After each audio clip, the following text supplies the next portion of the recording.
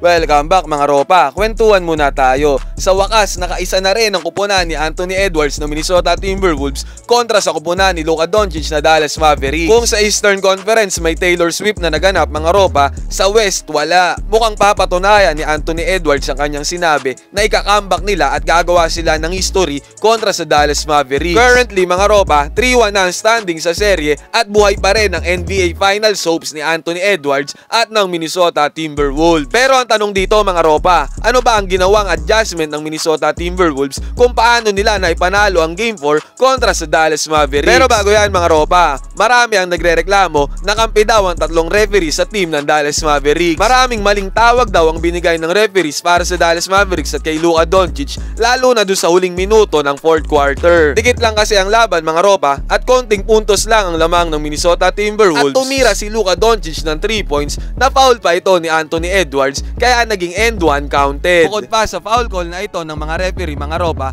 ang mga plays daw before yan na tinawagan din ng referee ay isang pandadaya para sa kupunan ng Minnesota Timberwolves dahil kumakampi daw ang referee sa kupunan ng Dallas Mavericks. Ayon sa mga fans mga ropa, ay pinipilit daw ng referees na ipanalo ang Dallas Mavericks at masweep ang kupunan ng Minnesota Timberwolves. Bukod pa dyan, ayon sa ilan, ay may pusta daw ang referee sa Dallas Mavericks kaya laging ganito na lang ang tawag nila kontra sa kupunan ni Anthony Edwards na Wolves.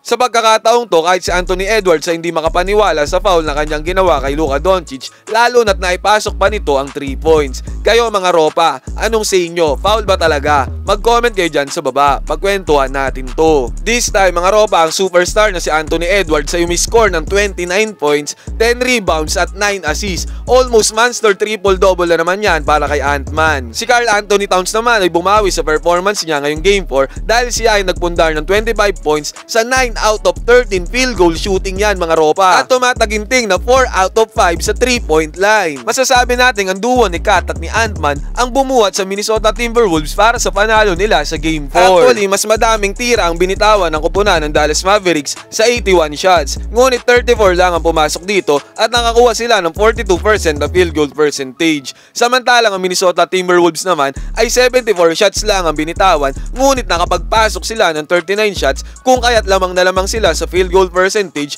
kontra sa Dallas Mavericks sa tumataginting na 52.7%. Masasabi natin ang efficiency ng kupunan ng Minnesota Timberwolves ang isa sa susi kung bakit sila nanalo kontra sa Dallas Mavericks ngayong Game 4. At bukod pa dyan mga ropa, ang kupunan ni Luka Doncic na Dallas Mavericks ay tumataginting na 14 out of 40 sa 3-pointers. Imagine mga ropa, 40 shots ang pinakawala ng Dallas Mavericks sa 3-point line at 14 lang ang pumasok dito kaya tumataginting na 35% ang kanilang 3-pointers. Samantalang kupunan naman ng Minnesota Timberwolves ay 11 out of 24 sa 3 points kaya 45.8% ang kanilang percentage dito. Bukod pa dyan mga ropa, this time lamang na ang Minnesota Timberwolves sa points in paint. 46-36 ang naging kartada ng dalawang kupunan. Lamang ng 10 points ang Minnesota Timberwolves sa kupunan ng Dallas Mavericks.